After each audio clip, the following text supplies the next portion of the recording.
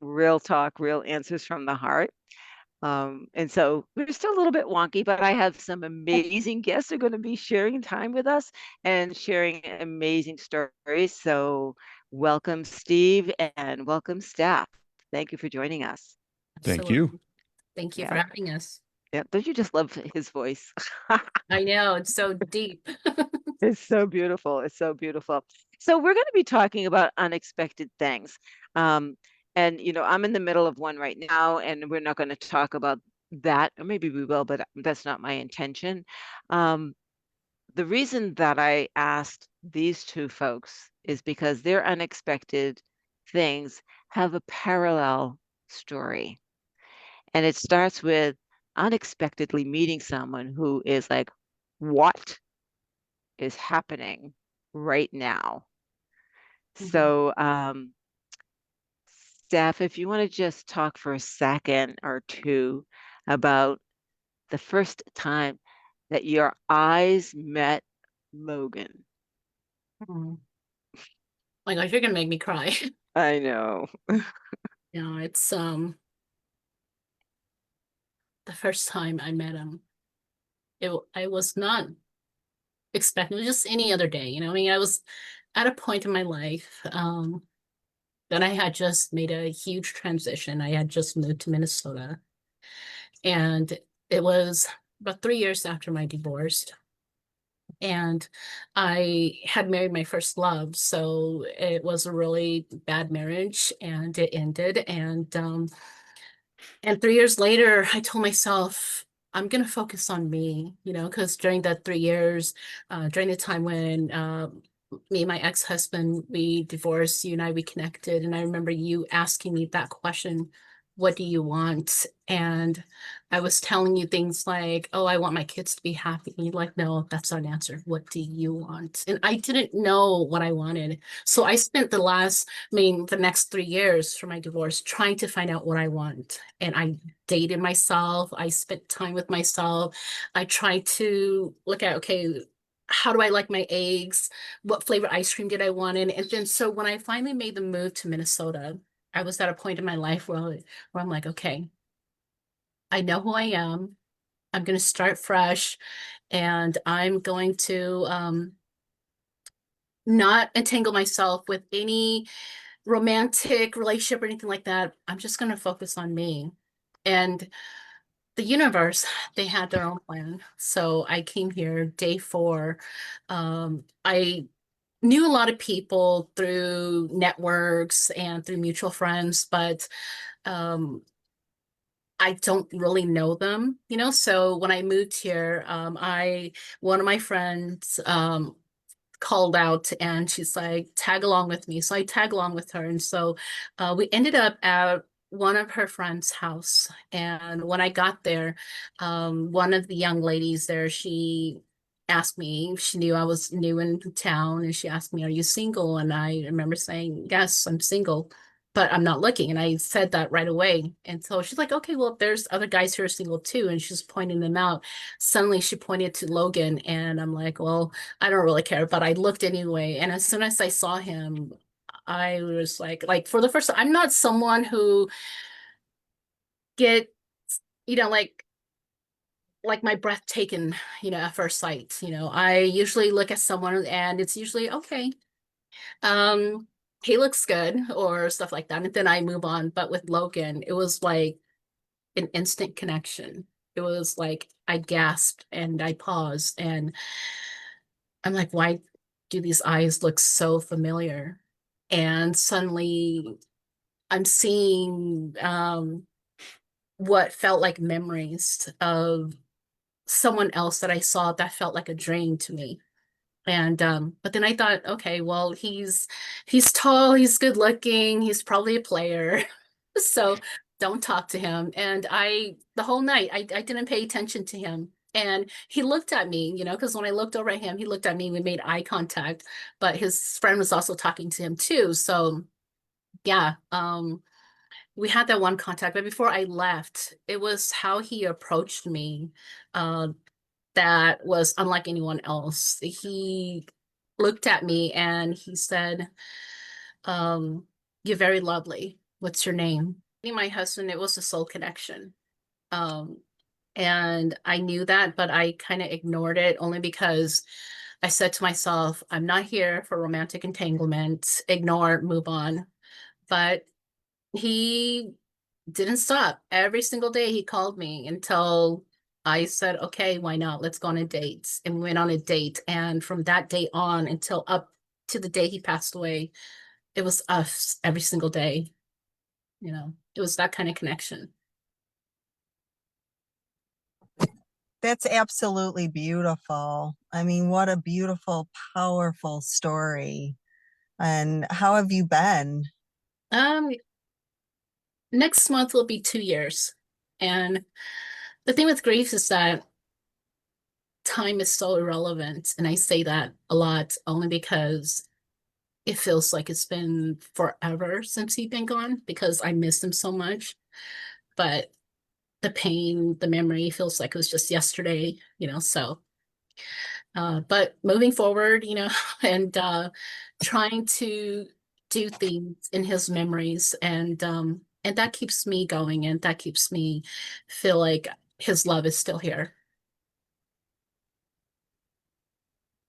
Yeah. Welcome back, Gail. You're on And you're mute. on mute. Yeah. Okay, so you guys were still going. Awesome. Right?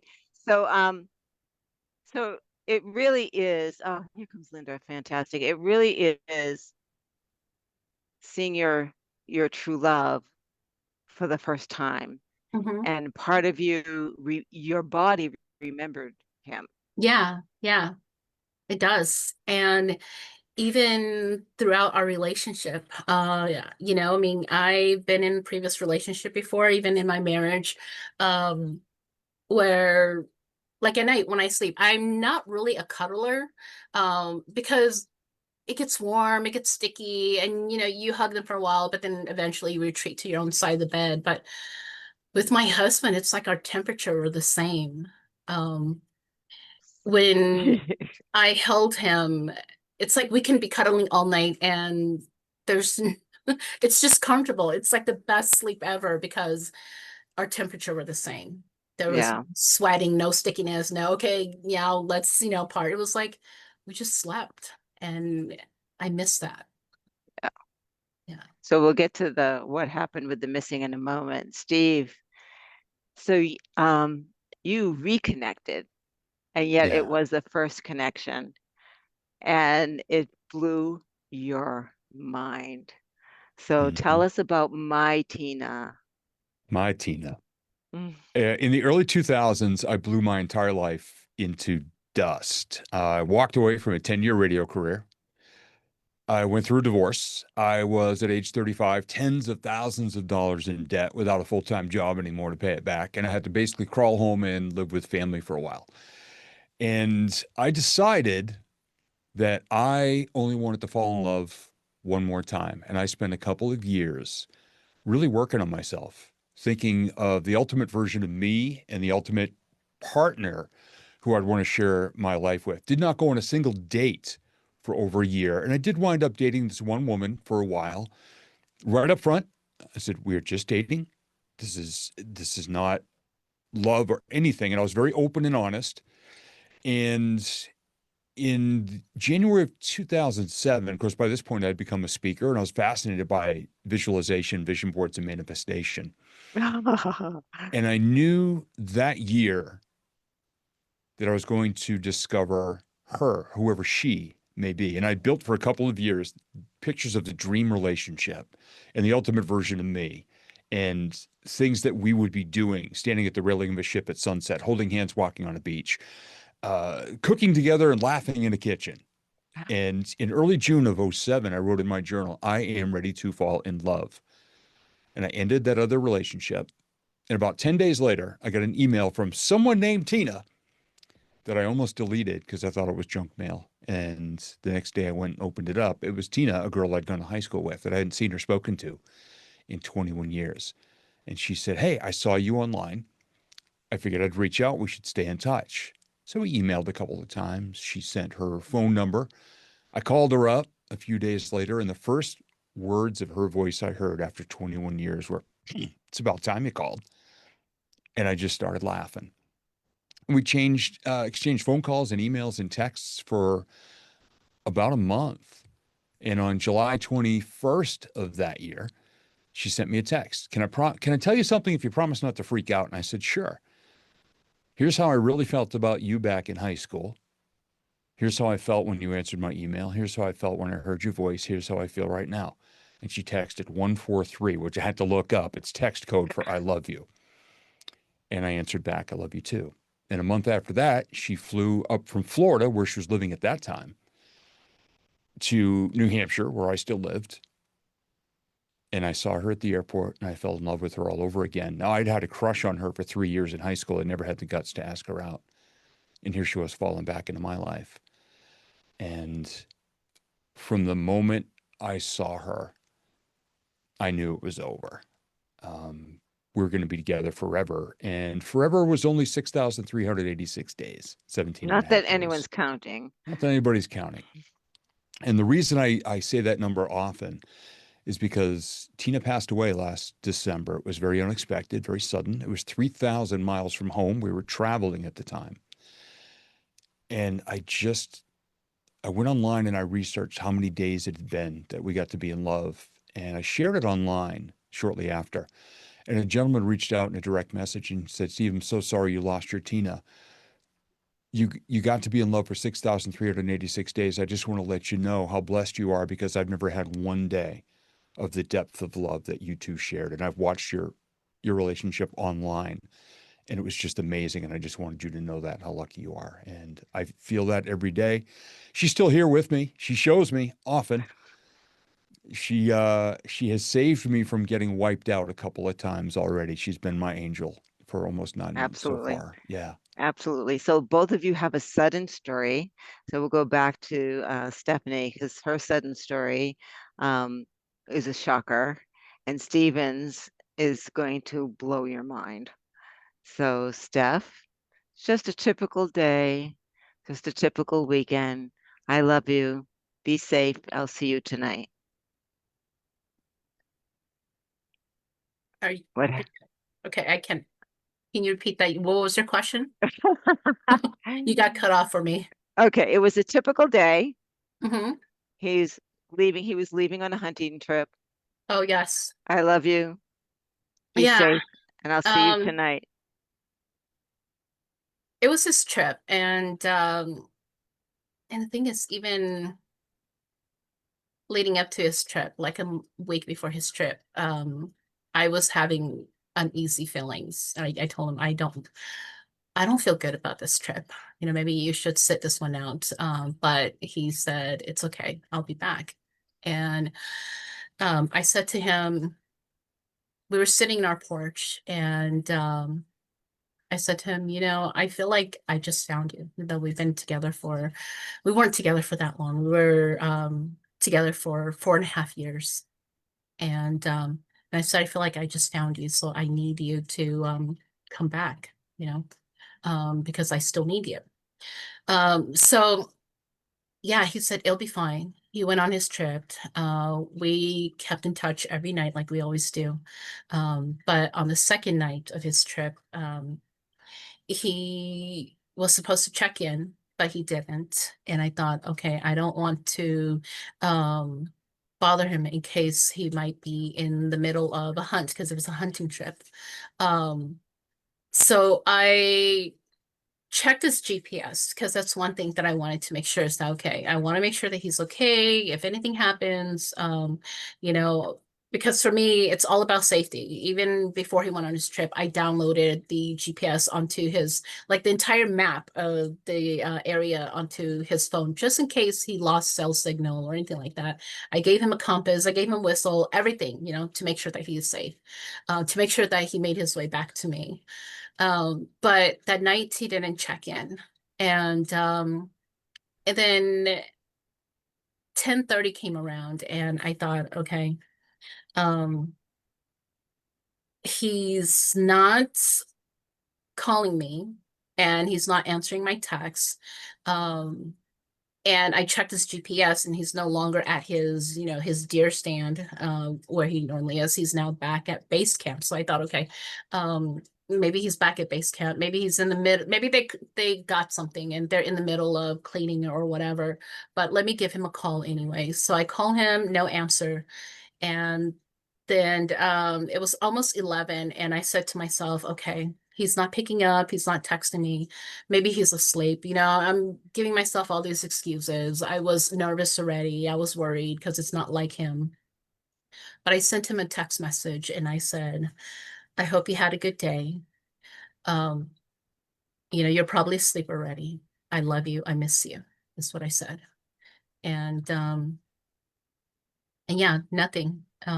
11:30 rolled around and I received a call, and the call was from my sister-in-law because we had just been married for like a year. So his, I guess in the system and on his driver's license still registered over to his sister's house. And so she called me and she said, Steph, where are you? And I said, I'm at home. And so she's like, oh, okay, so then you don't know. And I was like, I don't know what. And so that's when she told me the police stopped by and Logan had passed away. And yeah, everything changed. Yeah. Um, So, And what happened, it was not really a hunting accident. It was a foolish accident. And the gun went off and killed him. yeah, and it was because the thing is, this is what was shown to me after he passed. And this was only a couple days after he passed. And I started experiencing things, and I'm like, okay, this is grief. This is just grief talking. It's not what I'm hearing. But I keep feeling this energy, this sorrow, like, I'm sorry, I'm sorry, I'm sorry, and I'm thinking, why am I feeling this? Is it my own projection because I'm going through grief? And I keep hearing my husband said, I'm sorry, I was stupid, I made a mistake. And I'm thinking, and so I'm like having this internal monologue. I was like, no, you're not stupid. Why am I hearing that? And I was feeling bad because he kept saying that he was stupid for making a mistake. And I didn't want to hear him calling himself that. But at the same time, I'm like, what is going on? And so I talked to the investigator in this case, and he gave me the details of what happened. This was like a few days later already, and they said that at this point they cannot determine what is going on, but they're still investigating. But I keep getting all these messages. Well, it took 9 months for the case to close, for them to send the gun to the lab, have it tested, and have the results come back and case closed. And they said that the gun that he had in his pocket, and the gun that he had was an old revolver. It had no safety, and it's not even his gun, it was his friend's gun.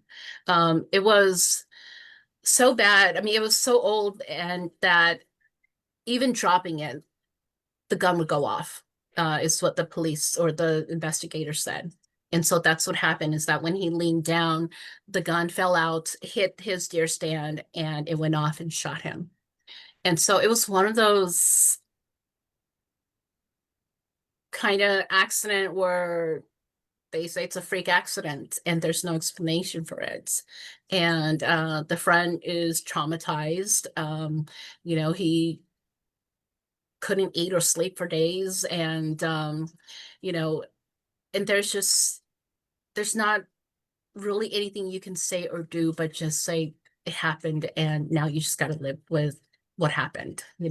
Um, but yeah, through all that experience, I felt him. He came to me in a dream. He came to me, um, in moments when I'm half asleep. He would come to me even when I'm awake, and I would hear things, and I'm just like, okay, it's my grief. It's my grief.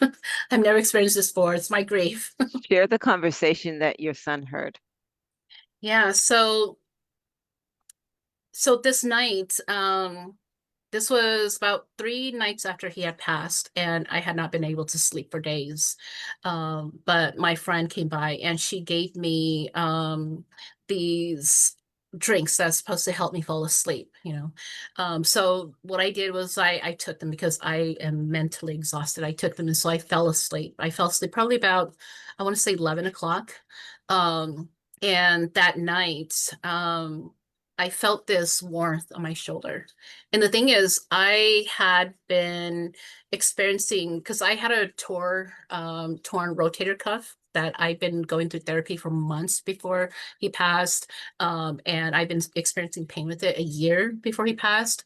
But on the morning, that he passed, I was told by my doctor that, okay, we need to refer you over to a specialist because there's nothing we can do. We've done therapy for months now. We now to send you to a therapist, to a specialist. And so I told him that, yeah, when my husband gets home, we'll do that. So anyways, couple days after that night, I felt what seems like him resting on my shoulder. It was warm, and I hear him say, you have a long journey ahead of you. And I'm going to take this pain with me. I'm going to take this pain with me. And in that moment, I was half awake. And I remember looking over. I didn't really see anything, but I felt this warm pressure on my shoulder. And I hear him whisper that to me. And I didn't say anything other than, I love you, Logan. That's all I said. And then I drifted back on to sleep. The next day I woke up, pain completely gone. And I mean, I just want to mention that my shoulder pain was so bad that I couldn't get dressed. I was wearing, one pieces where, you just kind of threw it over your head. I couldn't close my door. I couldn't bathe myself. I mean, this arm was practically useless because every movement was like, a blade cutting into my shoulder. That was how bad it was. But after that experience, that moment, completely gone. My arm, was like the pain was never there. And it's been almost 2 years and it never came back. Even my doctor can explain it. But that night, around that time when I was having that experience, my son, who was 16 at the time, he woke up and he was going to use the restroom. And to use the restroom, he has to walk past our bedroom. And he didn't tell me until the next day. So he had to use the restroom and walk past our bedroom. And then the next day, he and I, we were, it was around, I want to say in the late afternoon, we went to do some groceries and he asked me, he's like, so Mom, were you on the phone last night? And I said, no, I went to bed early. And he's like, okay. So he didn't say anything. We went into the shop, did our groceries, came out, sat in the car again. He's like, you sure you were not on the phone? I was like, Kyle, why are you asking me this? I mean, I fell asleep around 11. And he's like, okay, because I woke up around 3 o'clock to use the bathroom. And when I walked past your room, I heard voices. And I was like, well, it can't be mine because I'm asleep. And he's like, no, it was Logan's voice, is what he said. It was Logan's voice. And I know his voice anywhere, is what he said. It was Logan's voice. And the thing was, I heard you talking back to him too, is what he said. And in that moment, I didn't know what to say. I mean, I was just thinking to myself, okay, I remember what felt like this half awake moment where I did say something to him, but I don't remember a conversation. I just remember saying, I love you. But he said he heard a conversation. And he said that he does not understand why, but he knows Logan's voice. He knows my voice. And he said we were talking. And yeah, that was one of the experience. There were other experiences as well. You But had so many and continue to. Let's yeah. go to Steve because his was a joyful vacation. And then, oops. Yeah. So what happened, Steve? We went on a Mediterranean cruise in June of 2024. And mid-July, early August, Tina came up to me one day and with her big bright eyes and her big smile said, I know where we're going on our next trip. And I said, great, where? She said, London. And I thought, awesome, because I had all the European countries on my vision board. We checked off a bunch on the cruise. I said, when do you want to go? She goes, second week of December. And I'm thinking, it's cold in the second week of December in London. I said, don't you want to go when it's warmer? And she goes, well, there was a concert happening in London, a tribute to George Michael, who was Tina's favorite singer of all time. His old touring musicians and singers, with the blessing of his estate, which is very, very rare, were putting on a series of shows, and we were going to go. And that was happening on December 10th. So we flew over there, landed there the morning of the 8th, and had a good day, just relaxed. And at one point, we're outside on the sidewalk outside the hotel, and I looked across the street and I laughed because the building across the street looked like Nakatomi Plaza from the movie Die Hard, the Bruce Willis movie, and which is a Christmas movie, by the way. And I used her phone and I took a picture of it. And we got back upstairs and I said, oh, babe, what's the password for your phone so we can get that picture? Now, in 17 and a half years together, I'd never asked her the password for her phone. And that night we had dinner. She wanted to go downstairs for a drink in the hotel bar, so we went down. We had this amazingly deep, beautiful, heartfelt, vulnerable conversation at the bar. And at one point, the bartender made my drink wrong. He put alcohol in it. I haven't had alcohol at this point now for almost 4.5 years. And so I went to push it back to the bartender. Tina goes, hang on. And she grabs it and slides it across the bar. She'll drink the mistake. She had her fingers on her glass to move it, and I grabbed my phone and took a picture of her fingers. I have no idea why. Next morning, we went downstairs for breakfast, came back up. She said, oh, babe, can you get my laptop? I got a little work to do. I said, great, here you go. Set her up. Went downstairs to the gym. And just before I left the gym, I took a couple of selfies with a very serious, like, look at the camera. Like, this is my determined face for 2025. And I went back upstairs at 5 minutes of 9, and she was slumped over on the couch, leaned back and slumped off to the side a little bit. And at first I thought she was sleeping because she was age 56. She'd been struggling with menopause for almost 2 years, and it really racked her badly. And she had slept a solid night in about 1.5 years. And at first I thought that's what it was. And then I realized very quickly that it wasn't. I think I dove over the coffee table onto the couch, held her face, and she was out. Called downstairs. 2 people came rushing up, and the young lady who had medical training said she still has a pulse. So we got her on the floor. While the gentleman was calling the hospital to get the EMTs, she and I worked together to try to resuscitate Tina. And she literally died right there on the floor in my arms. Her heart stopped. They tried working on her for an hour. They never got her back. And so I was basically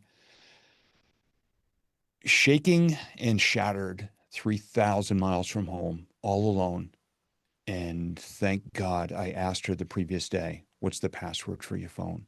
Our hotel reservation, our flights home, the limousine picking us up, Tina's family members, all of our accounts, everything, her emails, the travel insurance policy that I didn't even know she had taken out. Everything was in that phone. So even 12 hours before she passed, she was already my angel. And I was there for 5 days alone. My sister flew over on the 5th day. And I was talking with a dear friend of mine, Dr. Carlos Perez, who was telling me about some of the ancient tribes here and there throughout the world. And he said there was a tribe in Africa. And they said, if you ask the person who has passed to come and visit you, generally between the 7th and the 9th night, they will. And on the 9th night, at about 3 a.m, Tina did. Came to me in a dream. It was very hazy, black and white. And she just kind of appeared in front of me. And she said, I was exhausted. I was so tired. I was done. And I reached out to hold her hand. And it felt like I was holding a rubber mannequin's hand. And then she was gone. And I shared that with my friend that later that day I called him up and he said, yeah, the timing was perfect. And because you asked her, she showed up. But she has shown up several times since then, not in a dream, although I ask her to every night. I said, snuggle up next to me and wrap your wings around me and just let me know you're here. She has already saved my butt several times because when we arrived home, the house smelled like either rotten food or propane. I wasn't sure which. And I almost lit a candle, but I didn't. And 20 minutes later, I found out that one of us had bumped the stove when we left. So for 2.5 weeks, our house was filling up with propane, and I would have blown it right off the foundation. So she has she saved me that day because I would have arrived at the pearly gates with no Immediately. eyebrows. Yeah. Yeah, with no eyebrows. And just about 10 days ago, she saved me from a lightning strike because I was outside filming a video on her front steps during a thunderstorm. And in the video, I jokingly said, if Tina was here, she'd be tapping on that window, telling me to get my butt in the house. 10 minutes later, I was on a 3-season porch and a bolt of lightning hit the woods about 40 feet from the house, right when I looked at the woods. That was her reminding me, I'm still here. Get your ass in the house next time. Right. Right. Yeah. So, unexpected things happen and they change your life dramatically. They do. The positive happened, and for both of you, you got to experience what deep, true, I call twin flame love is all about. Mhm. And now you're learning what transformation is all about. So Steve is a little bit more recent than my friend Chua, but I want to go back to you, Chua, first before we hit Steve. And we're over time, but I don't care. Let's wrap this up. I do want to hear just highlights of some of the phenomenal things that have happened because of this change, as terrible as it is, who you've become or who you're becoming. Yeah.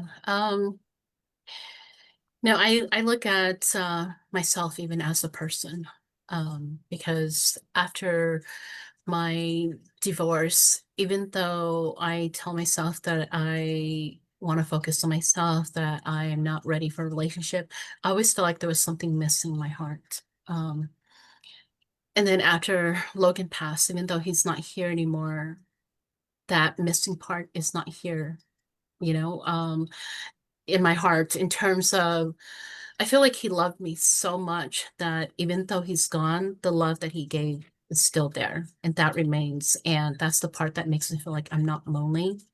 But at the same time, so many things that happen that tells me he's still here. It's because my phone, for example, um, back to what I said earlier, the last thing I sent to him was a text message that said, I love you, I miss you. And the day that we laid him to rest, I sent him one more message, one last message that said, I love you more. And I sent that message because between the time when he passed to that time when I had to lay him rest was about a month, you know. And he had been sending me message on his phone, and they're blank messages, okay? I mean, because on Apple phone, when someone is typing a message, you'll see the 3 dots and 3 ellipses. Yeah.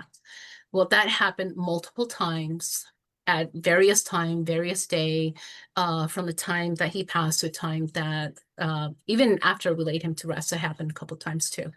But I just thought, what is he trying to tell me? Or what is this? Why is this happening? And every single time I took a screenshot, I recorded the screen. I even showed it to my kids, like, you're seeing this too, right? It's not just me losing my mind. And they said, yeah, Mom, we're seeing it too. We don't understand how is that even possible. And his phone is dead. His phone has not been charged, and yet he's sending me these messages. And so that's why when I laid him to rest, I said, I love you more. And he knows that when I say I love you more, it's not because I love him more than he loves me. I love him more because I love him more than all these sad days that, are ahead. I love him more than anything, any challenge that I'm going to have to face without him. And one thing he said to me during that time was that I saw your message, your last message, I saw all of it. I'm still here. But then he sent me a blank message, and I'm gonna have to look at my phone because I can't remember that date for some reason.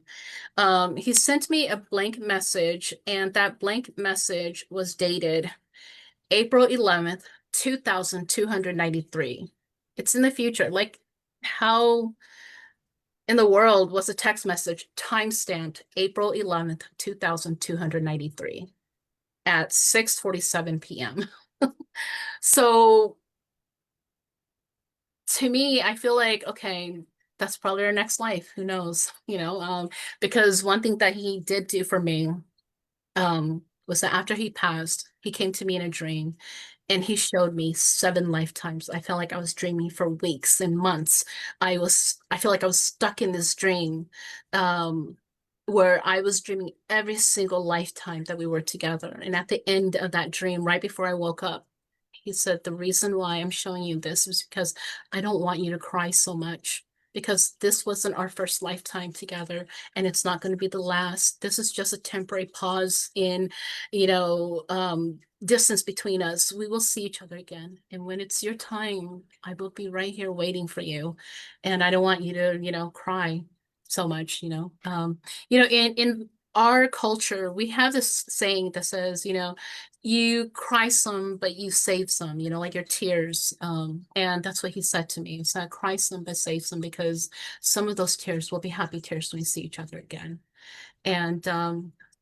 And yeah, so that's why I said maybe that day was another time in the future that we're going to be together. And he's contacting me from the future. Who knows? But, it really helped me with my grievance, is that knowing he's still here and still looks after me. And even last week, all the things that I'm going through now, he came to me and he said, your voice is my voice. My voice is your voice. And I believe in you. I'm still here for you. So That's an amazing relationship. And Steve is changing his life with focus because of a promise to Tina. Yeah, it's this is something I remembered after I get back home and was adjusting to life here in our home.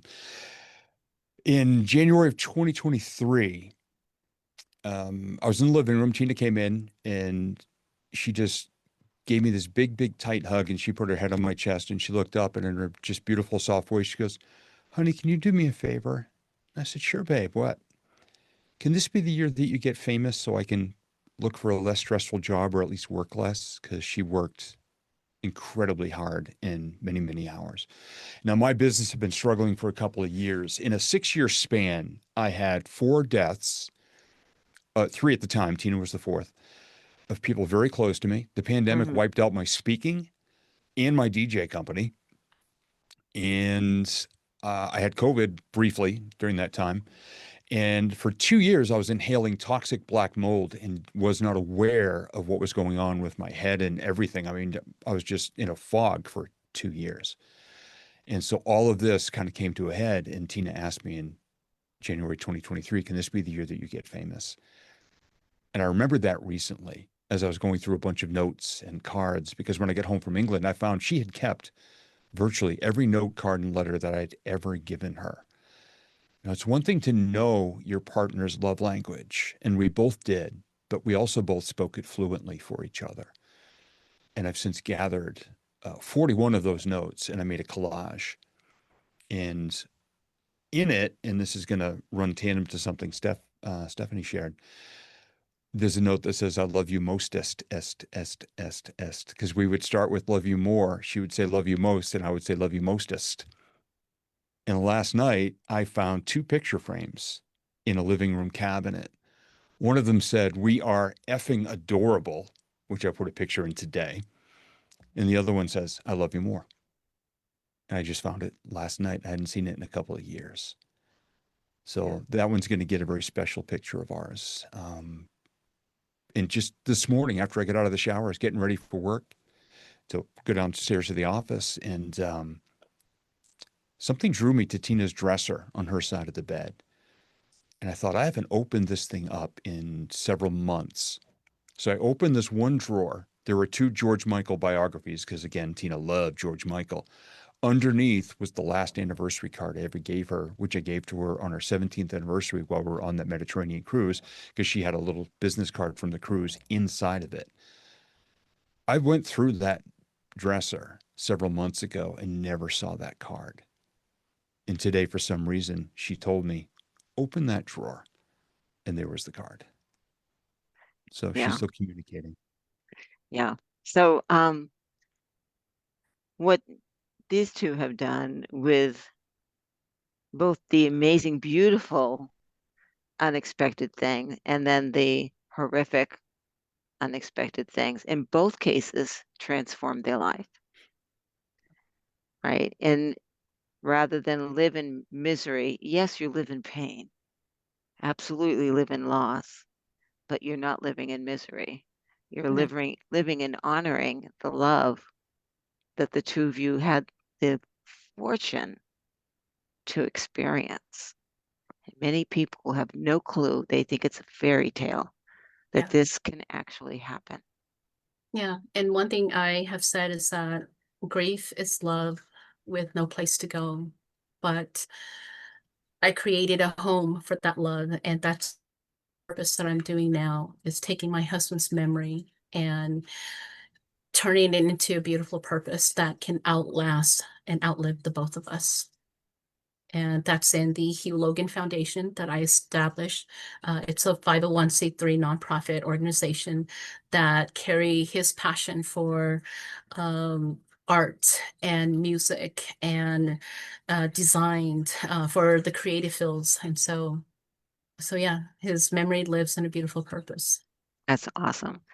So, Tina, Lynda, any last words or questions that you have for these two? I Any just want thoughts? to say I've had chills since you guys started talking, like just an unbelievable, can feel the love, can feel the love of your loved ones here with us. And just thank you. Thank you for showing everyone that's watching this that people don't leave us. They are always with us and they will always be with us. So I just want to honor both of you and how you have brought those loved ones. You never let them go. They've always remained. And even to this day, to today, when you found that, you know, they're still guiding you and they'll continue to guide you because they never leave. So I just think your stories are amazing. They're beautiful. You guys are both beautiful. And I just think you're giving people an opportunity to see that are going through this right now, that they can invite their family members back in their lives because they don't ever leave us. So They're not thank you. I gone. honor both of you. Yeah. Thank you. Thank you. And Lynda, anything? I just want to just say the same as what Tina was saying. Thank you so much for using your voice and sharing your story. Oftentimes we hear people that have lost a loved one that over time, they start forgetting that person. And your stories, your voice is sharing with us firsthand that doesn't need to be the story, the perspective that we have. Just really that in a lot of gratitude and love myself for you showing up. I felt, like Tina said, I felt them both. They're here with you. I feel them. Through your voice, through your stories, just continue, keep going. Um, it's an amazing topic, amazing stories for both of you to share with us. So thank you. Thank Honored to you. be on here with you guys. Thank Thank you. you. And everybody on Facebook, thank you for watching us. It has been so much fun and so moving. There's so much that we don't know about this life that we're in. And these two are starting to experience the other side. Yeah.